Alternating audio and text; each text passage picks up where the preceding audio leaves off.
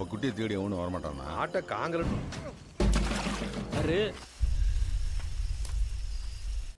Hello, selamat datang di studio bocor kami. Film-film akan kami bocorkan hingga tuntas. Dan film India kali ini judulnya adalah Asuran. Para pemerannya adalah Dhanush sebagai Sivasami, Manju sebagai Pachayamal, Ken Karunas sebagai Chidambaram, dan TJ Arunasalam sebagai Murugan. Dan hey, ini masih suasana Idul Fitri. Buat yang merayakan Hari Raya Idul Fitri, selamat lebaran ya. Minal aidin wal faizin. Maafkan lahir dan batin. Jadi semoga semuanya mendapat keberkahan dalam rangka merayakan kemenangan. Happy Eid Mubarak ya guys. Semoga happy selalu. Terus apalagi ya, pokoknya doanya yang baik-baik deh buat kamu dan juga keluarga. Amin. Seperti biasa buat yang udah nyempetin komen, hai Darman Rahwana, thank you, semangat. Terus juga Novito Gulo, ada juga Adi Channel 97, sabar ya kak. Lanjut Asala Sarmento, Haji Rere dan juga Sudarto Zeri Pratama. Apa kabar juga Ibu Yuli Bagindo Rajo, makasih. Terus ada juga akun yang namanya Data-Data. Habis itu Ridwan S. Toga Torop, Lina Salim, Meila Puri dan juga Lumaja Arsima. Thank you ya guys. Buat semua yang udah nonton ya, kita aminin bareng-bareng. Yang lagi ada masalah semoga cepat selesai dan cepat dapat jalan terang. Yang gebetannya tiba-tiba hilang, gak ada kabar, semoga doi cepat nyadar. Dan kamu cepat dapat penggantinya yang lebih yahut. Apalagi ya, pokoknya semuanya selalu sehat buat kalian dan kerabat, amin. Film Asuran, Alkisah seorang petani bernama Sivasami. Nah, petani ini tinggal sama istrinya namanya Pachayamal dan juga iparnya namanya Murugesan. Sivasami dan istri punya 3 anak. Anak pertama cowok namanya Murugan, anak kedua cowok juga namanya Chidambaram, dan anak terakhir cewek nih namanya Tayamal. Sivasami ini punya tanah yang mau dibagi-bagi ke anak-anaknya gitu. Tapi ada orang kaya raya namanya Fadakuran yang berusaha membangun pabrik semen di tanah tersebut. Jadi tanah mereka mau diambil gitulah pokoknya ya. Suatu hari tanah mereka didatangi sama keluarga Fadakuran. Mereka berbuat curang lah pokoknya. Ibu dari anak-anak ini berani banget. Dia ngancem bahkan menempelkan benda tajam ke leher dari salah satu mereka gitulah pokoknya. Gimana pun juga kekuatan ibunya kalah dong sama mereka. Nah, anak dari Fadakuran langsung mukulin ibunya. Karena gak terima, Murugan mukul mereka balik. Perkelahian terjadi dan karena dikeroyok, awalnya Murugan tuh kelihatan gak sanggup gitu. Tapi ternyata dia bisa melawan mereka. Murugan memukuli anak Fadakuran. Namun, malam harinya Murugan ditangkap polisi atas laporan Fadakuran. Nah, sang ayah Sivasami ini berusaha meminta belas kasih ke Fadakuran untuk bisa membebaskan anaknya. Fadakuran ini orang kuat pokoknya, maksudnya orang kuat tuh dia emang pokoknya berkuasa banget lah ya. Ada kejam-kejamnya gitu. Makanya ayahnya Murugan ini takut kalau anaknya disiksa dan dia papain gitu kan. Akhirnya demi anak, Sivasami rela menjatuhkan dirinya lah pokoknya, harga dirinya jatuh gitu. Dia sujud di bawah kaki semua orang, bahkan di bawah kakinya Fadakuran juga, supaya anaknya dibebaskan. Dia sujud ke semua orang lah, ke tetangga-tetangganya dan ke siapa aja yang disuruh sama Fadakuran. Ya ampun, dia datang ke rumah-rumah untuk melakukan hal itu. Ada beberapa orang yang nolak untuk disujudin gitu kan, tapi ya karena mereka emang paham seharusnya Sivasami gak melakukan itu gitu. Tapi ada juga yang mau-mau aja disujudin sama Sivasami. Pas Murugan udah pulang, walaupun sedih ngeliat kondisi anaknya udah dipukulin polisi gitu, tapi sang ayah paling nggak lumayan lega lah ya karena ngeliat anaknya finally udah pulang. Nah, di belakang rumah, adeknya Murugan ini ngebocorin kalau ayahnya itu udah sujud di mana-mana demi membebaskan kakaknya. Wow, nggak pakai ngomong panjang lagi nih ya, Murugan langsung datang ke Fadakuran. Dan sekarang giliran dia yang mukuli Fadakuran ini gitu loh, langsung dipukulin. Nah, tapi setelah kejadian itu, ayah Murugan kebingungan mencari anaknya. Di mana anak pertamanya nih hilang?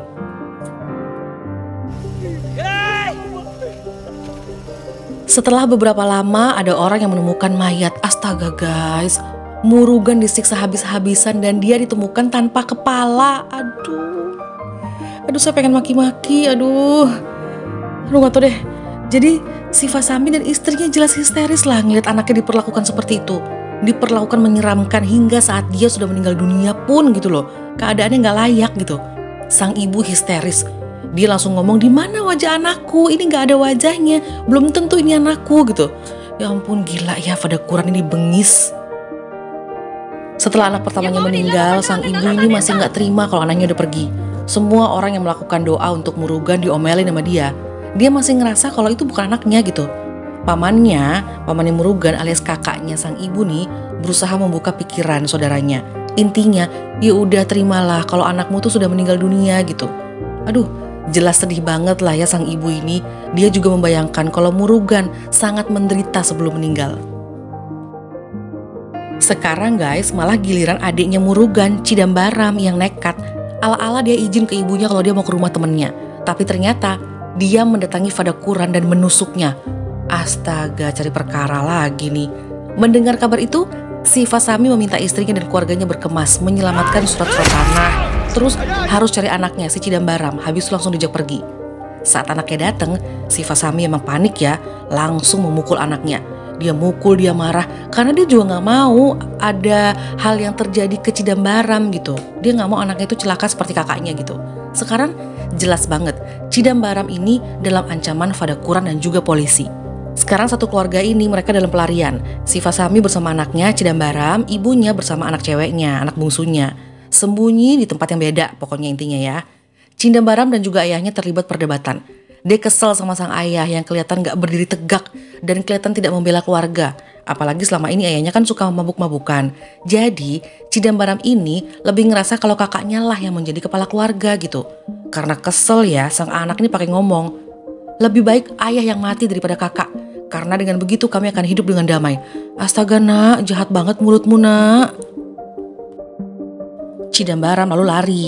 Nah, waktu dia kabur, dia malah ditemukan oleh orang-orangnya Fadakuran. Pas dia mau kabur, Cidambaram ini kan bawa bom. Dia memang bikin sendiri, ngerakit sendiri gitu. Dia ngelempar bom yang dia miliki. Dan sang ayah muncul untuk melindungi anaknya. Di sini Cidambaram memang melongo ngeliat bapaknya. Dia diem, plus ketakutan ngeliat apa yang terjadi di depannya gitu. Ayahnya tuh dikeroyok, tapi masih terus bisa melawan. Wih, kemampuan berkelahinya si Fasami keren loh guys. Mungkin anak pertamanya yang sudah meninggal itu sebenarnya nurun ayahnya kali ya. Tapi selama ini sang ayah lebih banyak gak menunjukkannya aja gitu. Akhirnya si Fasami ada pada momen yang dia itu punya kesempatan untuk membunuh orang yang membunuh anaknya gitu. Baru aja dia mau nusuk orang tersebut ya, tapi si Fasami malah batal. Dia ngelempar tombaknya dan pergi meninggalkan orang tersebut. Si Fasami ini mikir kalau dia bunuh, aksi bunuh-bunuhan dan saling kejar jadinya terus berlanjut, gak akan damai kehidupan keluarga ini gitu. Si Fasami lalu menceritakan masa lalunya ke Cidambaram. Di masa mudanya si Fasami, dia itu adalah pembuat minuman keras. Dan dia tuh pembuat minuman keras yang emang terbaik dalam hal tersebut lah pokoknya ya. Nah bosnya namanya Vishwanathan, memperlakukan si Fasami sebagai anaknya, bener-bener disayangin dan selalu peduli dengan semua nasihatnya si Fasami. Si Fasami juga bahkan membantu orang loh ya yang tidak berpendidikan, namanya Pandi. Dia bantu sebagai akuntan gitu. Suatu hari pas si Fasami ini butuh bantuan akuntan tersebut, dia tuh meminta uang 1 rupiah aja. Ditolak mentah-mentah dengan gayanya Pandi yang lumayan songong. Si Fasami kesel dong, karena merasa udah ngebantu kok sombong banget sih gayanya gitu. Mereka terus kelahi ya kan. Semenjak itulah sang akuntan ini tadinya tuh yang emang kerja karena ditolong sama si Fasami ya kan. Si akuntan ini malah membenci si Fasami. Pandi, pokoknya dia cari cara untuk bisa balas dendam sama si Fasami. Kita masih flashback di masa mudanya si Fasami ya. Jadi bosnya Vishwanathan ini sudah melakukan kesalahan mengeklaim tanah warga sekitar. Nah, saudaranya si Fasami namanya Seshadri itu membuat petisi. Bahkan dia juga pakai pengacara lah mau nuntut Vishwanathan ini. Nah, bapak bos ini punya rencana membunuh orang-orangnya Seshadri.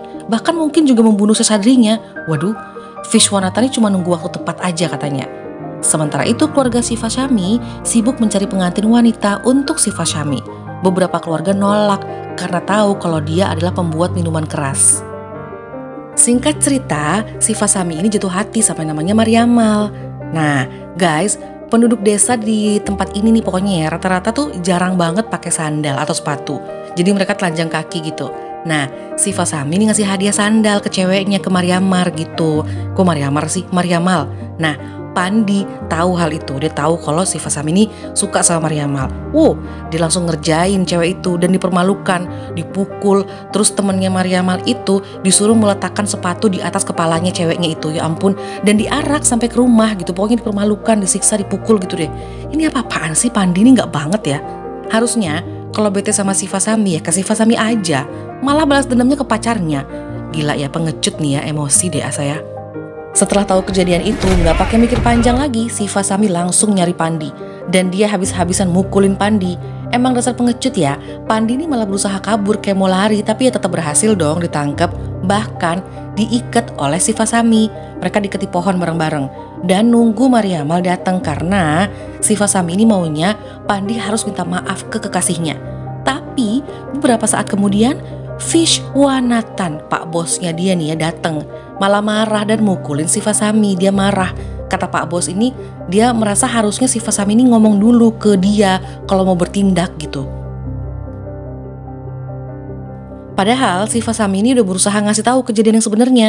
Gimana pun juga yang salah ya Pandi ya kan. Tapi pak bos tetap nampar Siva Sami. Di sini Siva Sami sadar kalau Vishwanathan bukan orang baik lagi, bahkan Pandi. Nah, untuk bisa merampas tanah warga, Vishwanathan ini menempatkan beberapa antek-anteknya lah ya, anak buahnya dan juga orang-orangnya dia, dan juga bantuan polisi untuk juga menangkap Seshadri. Di waktu yang berdekatan, pokoknya suatu malam gitu, Pandi bersama teman-temannya, kok kesel ya saya lihat mukanya Pandi nih. Dia tuh diam-diam membakar rumahnya Siva Sami, membunuh keluarganya yang juga ada Mariamal di situ. Sementara ya, aduh ya ampun, ini anak buahnya Vishwanathan itu juga membunuh saudaranya Siva Sami di pertemuan tersebut. Gila ya orang-orang berduit ini. Seluruh penduduk heboh, histeris. Bahkan Siva Sami juga udah sedih banget dong. Dan dia gak bisa ngeluarin air mata lagi karena udah bercampur nih sedih sama emosinya. Semua keluarganya meninggal. Bahkan kekasihnya juga, semuanya dibakar. Dengan penuh emosi, Siva Sami jalan. Dia lalu mendatangi tempatnya Vishwanathan dengan membawa senjata tajamnya, parangnya. Wih, pas lihat Siva Sami datang, semua kabur termasuk Pandi. Rasain deh. Giliran kayak gini semua kocar-kacir. Termasuk Pak Vishwanathan juga ketakutan. Siva Sami lalu mengusir semua wanita dan anak-anak di sana. Dan dia berteriak dengan lantang. Dia ngomong kalau dia kesini untuk keluarganya yang sudah dibunuh. Dengan penuh emosi dan kalap lah ya, Siva Sami membunuh Pandi, Vishwanathan dan banyak orang malam itu.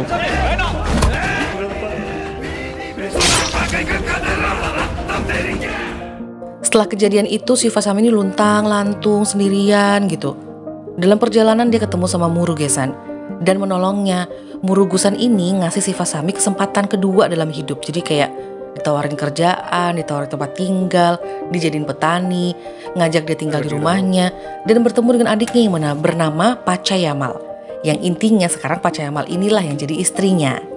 Setelah perjalanan jauh, Siva Sami dan anaknya ya, Chidambaram, akhirnya dia bertemu dengan seorang yang mereka ini sudah kenal dan berharap mendapat bantuan untuk keluar dari kekacauan.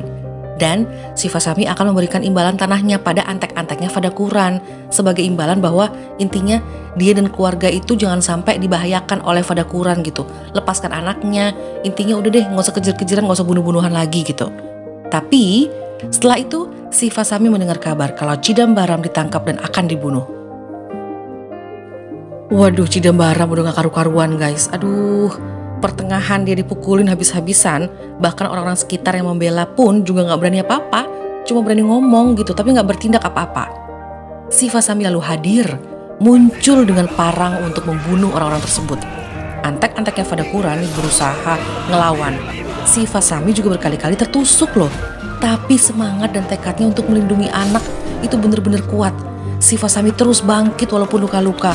Dia bahkan berhasil untuk membunuh mereka satu persatu gitu.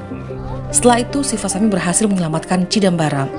Barulah warga malah berdebat mengenai keributan dua keluarga ini. Yang pasti bersyukurlah ya mereka selamat guys. Tapi akhirnya Siva Sami masuk penjara karena kejahatan Chidambaram yang menikam Fadakuran itu gitu. Tapi ya udah, sang ayah pokoknya rela di penjara asal dia tuh membuat anaknya berjanji supaya Chidambaram itu mau belajar keras gitu. Jadi orang yang kuat gitu.